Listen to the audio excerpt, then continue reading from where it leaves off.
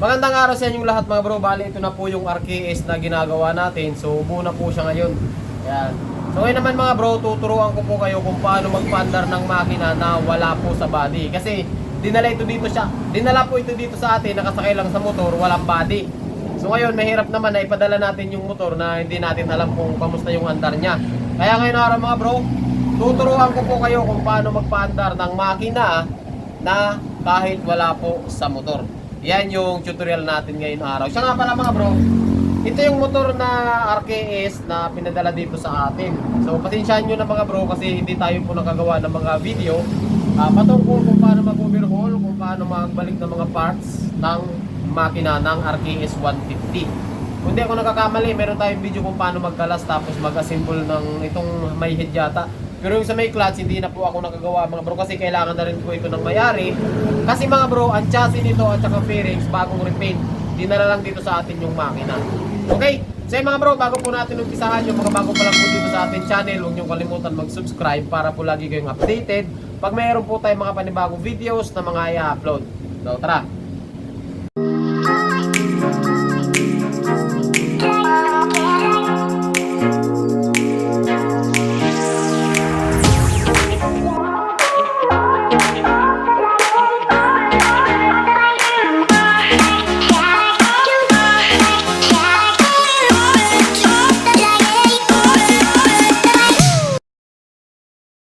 Sa pagpapaandar ng makina, para umandar ang isang makina, ang kailangan lang natin dito mga bro ay kuryente.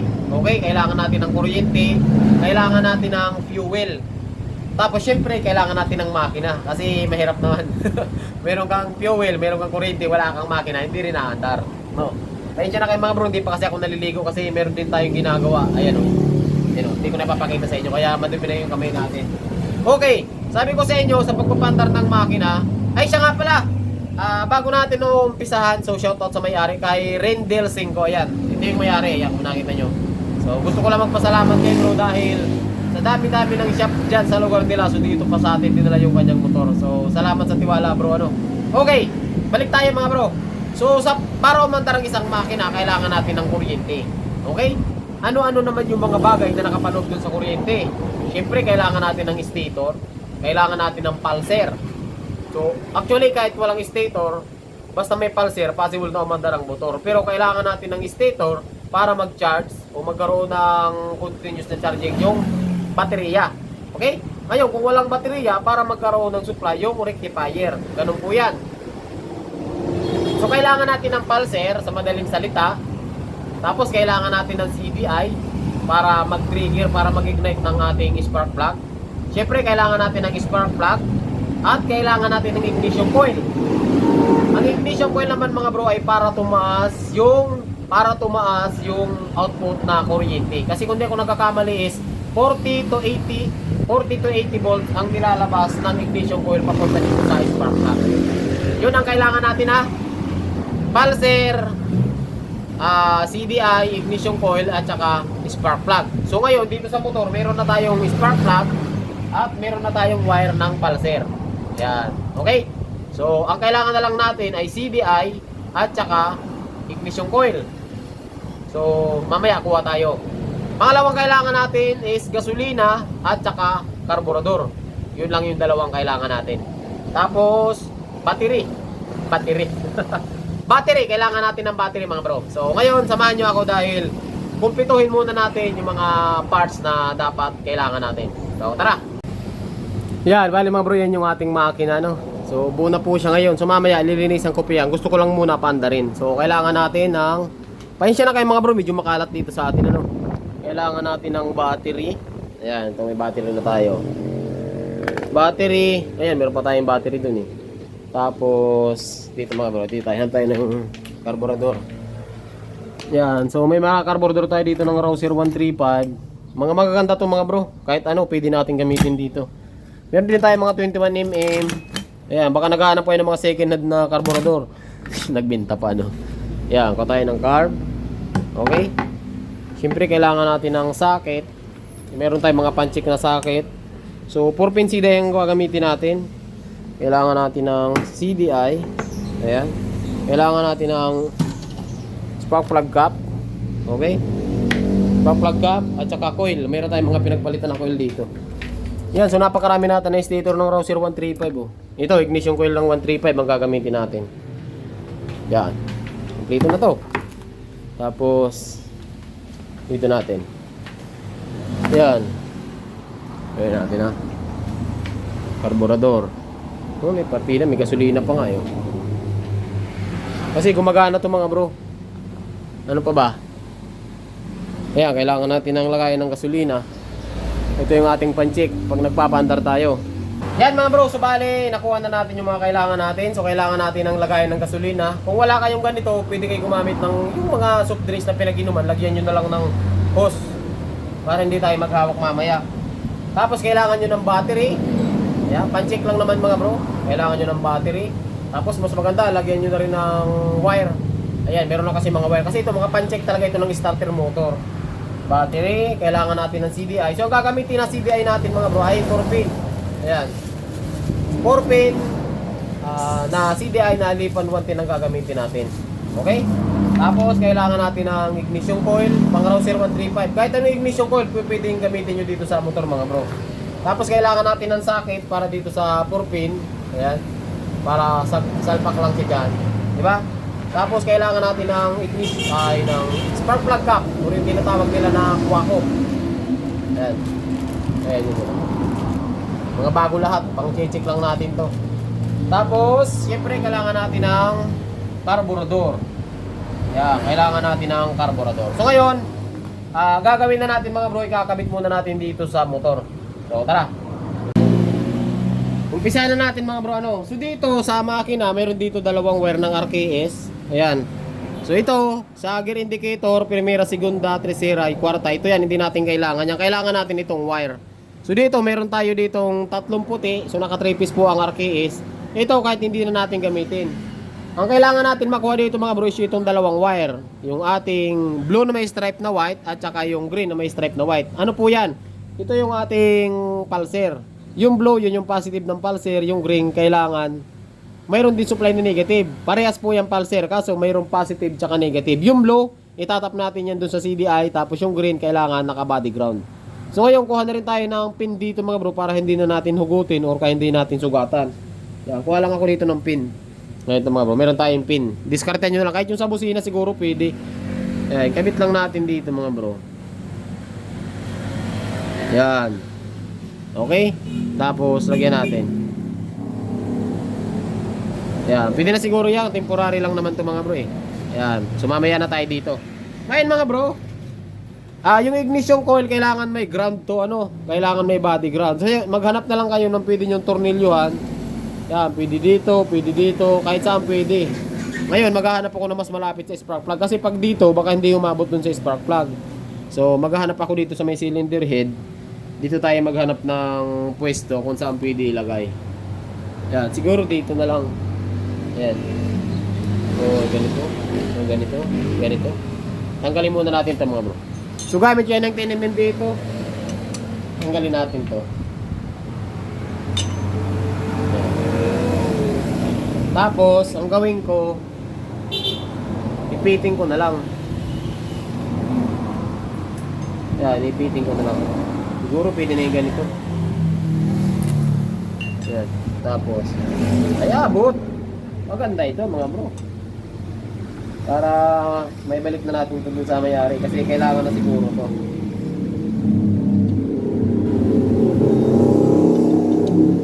Yan. Okay. So, nakikabit na natin yung ignition coil. Ngayon, yung spark plug cap, kabit na rin natin. Ngayon, kung wala kayong spark plug cap mga bro, pwede naman yan. Direkta nyo na lang. Balatan nyo to, tapos irekta nyo na dito. Pero dahil mayroon tayong cap, lalagyan natin. Or mamaya na, check muna natin kung may kuryente pala. Kasi kinabit natin, baka walang kuryente. Okay, so mamaya natin nakabit yung cap. Ngayon mga bro, dito tayo sa battery. Okay? Ayan, ito yung ating battery.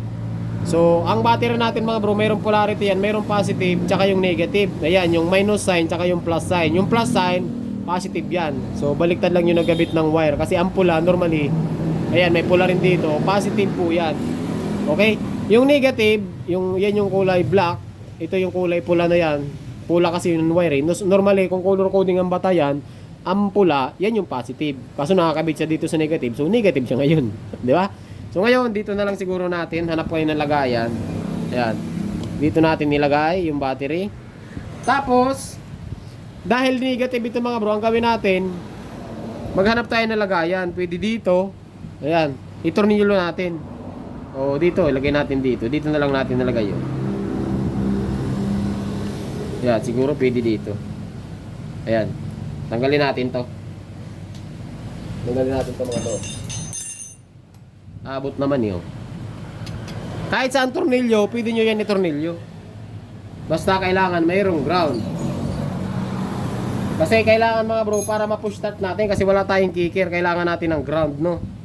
Kaya para ma-trigger yung starter motor natin. Kasi pagka hindi nakakabit sa ground, ay hindi po natin mapapa-start yan.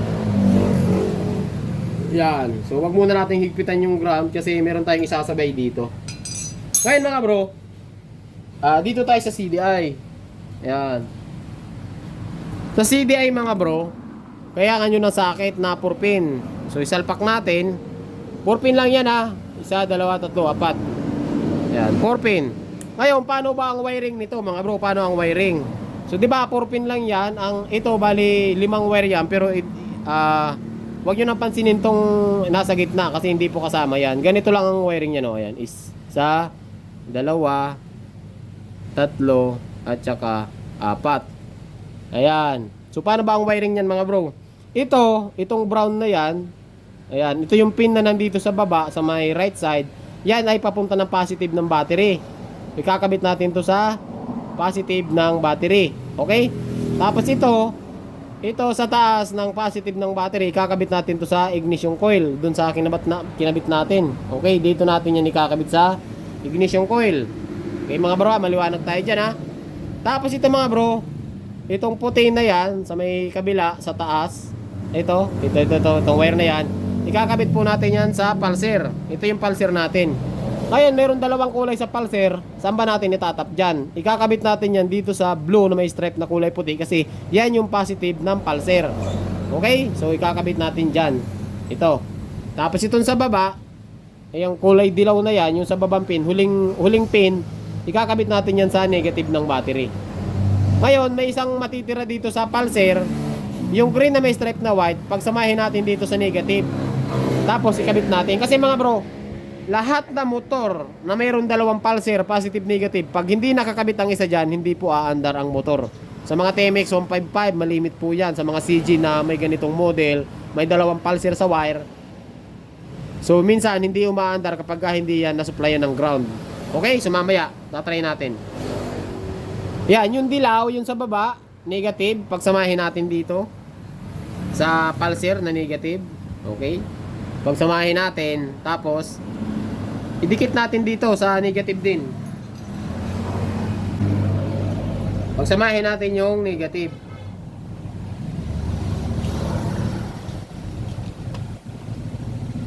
Yan. Pagkatapos natin mga bro may kabit yung negative, isunod natin tong pulser. Yan, ito yung sa taas ha. Ito yung puti na yan, ikabit natin dito sa pulser. Ang trabaho mga bro ng pulser sa iyo yung nagbibigay signal kung kailangan na bang magbigay ng kuryente ang CDI. Tapos yung CDI naman magbibigay ng supply ng kuryente, CDI, so capacitor discharge ignition. Yan ang meaning ng CDI. Okay? Tapos ibabato niya dito sa ignition coil. Tapos yung ignition coil naman na magpapalakas ng kuryente para mag-supply doon sa spark plug. Okay? Si spark plug naman mga bro, ayan, si spark plug naman ang sumusunog ng air and fuel na galing ng karburador. Okay, so tapos na tayo dito ha. Ngayon, ito, kabit natin dito sa coil.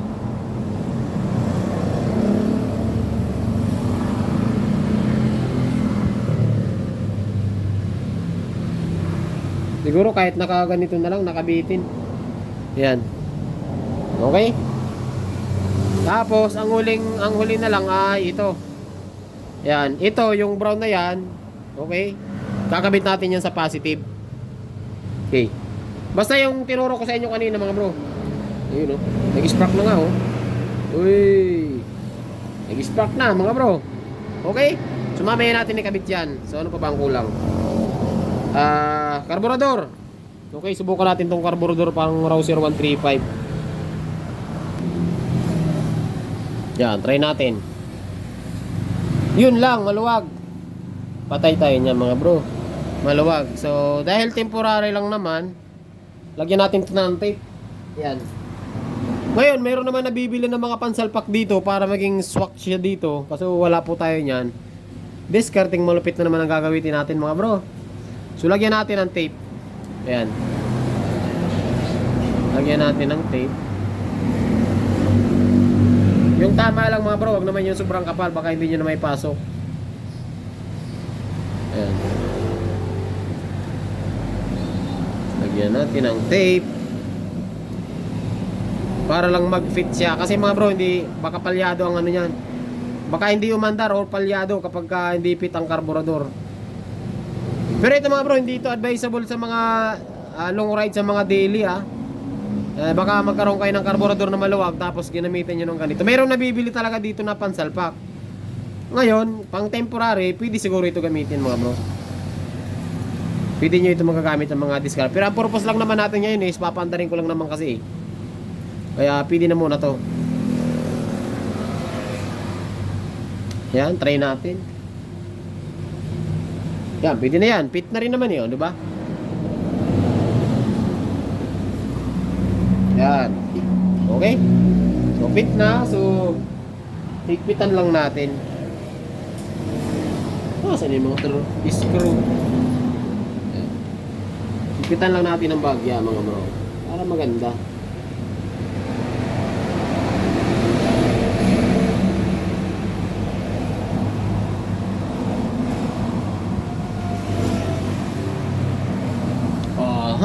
Ayos na mga bro. So pagkatapos niyan,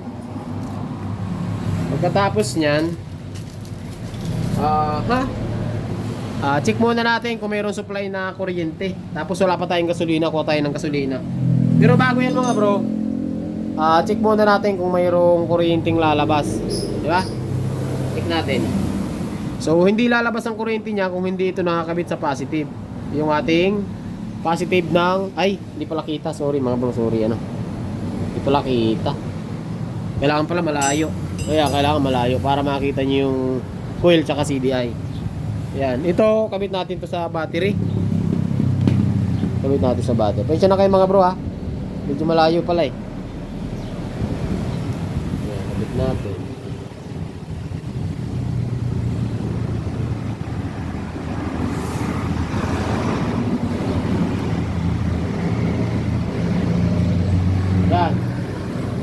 Okay, so naikabit na natin.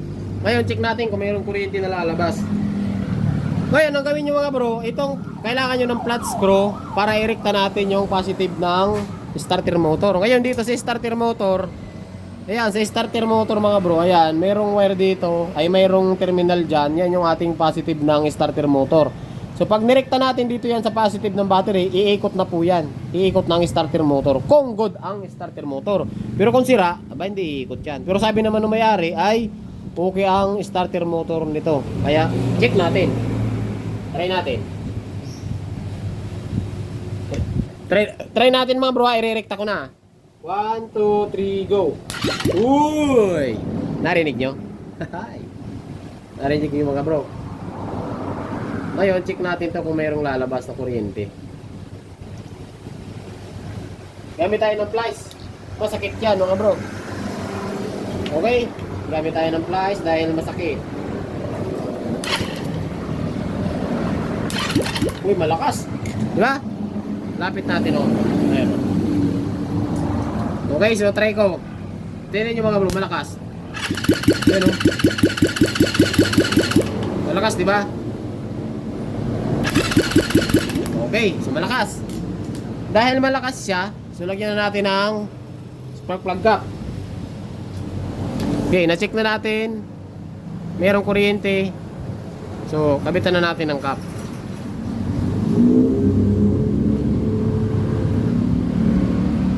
Ayan. Tapos, salpak na natin dito sa spark plug. Ngayon, kailangan natin ng kailangan natin ng gasolina. Ngayon, kabit muna natin to sa carburetor. Yan, kabit muna natin dito. Iyon, oh. Ganda, di ba?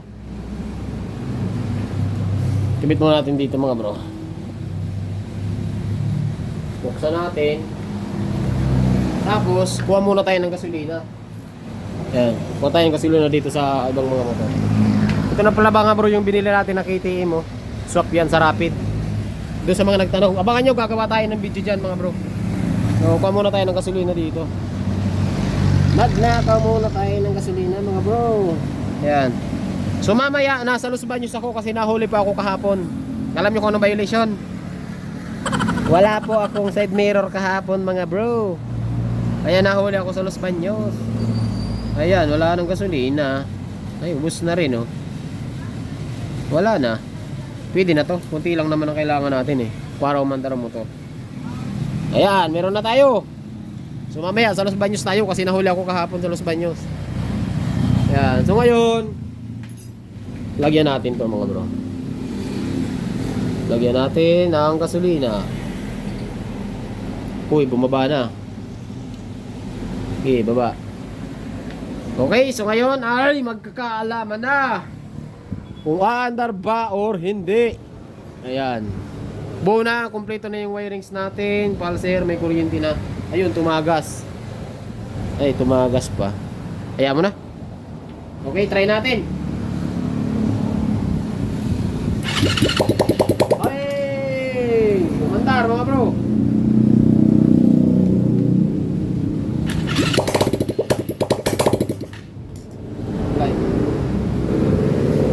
Tumagas.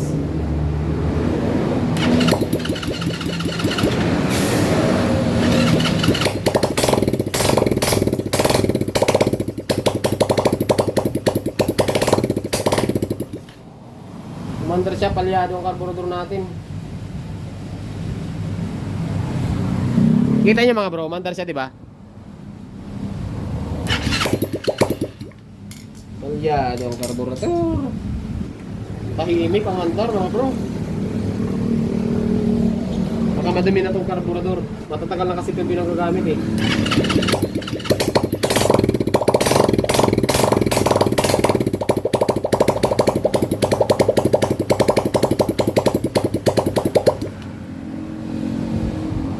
Kunti pa. So, tumahin natin yan, mga bro.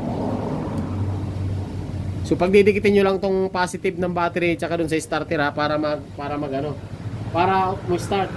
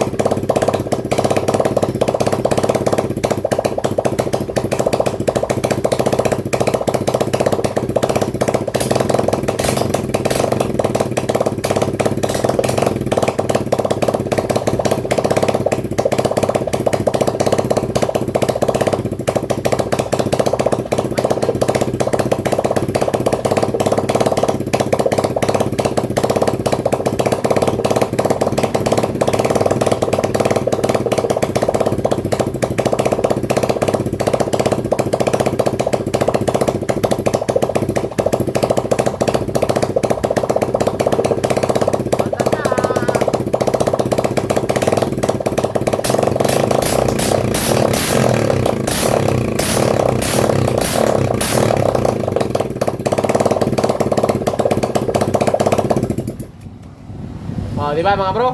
So, ganun lang po, mga bro, kadali yung pagpapaandar ng makina na hindi nakakabit sa body. So, yun ang kailangan natin. Para lang umandar siya, kailangan natin ng battery. Okay? So, syempre, sana, mga bro, meron kayo natutunan sa basic tutorial natin ngayon. Pwede nyo ito gawin sa motor nyo kahit hindi nakakabit sa... Para lang ma-check Kasi mahirap naman, ipapadala natin to sa mayari, hindi natin na-try kung umaandar ba siya. No? So, yun mga bro. Siguro, nandito lang yung video natin. Kukunin natin yung mga CDI tsaka ignition, yung mga cap kasi ano yan, mga brand new pa yan. So, mabibinta pa natin yan. So, nandito lang. Magandang araw sa inyong lahat at drive safe lagi mga bro.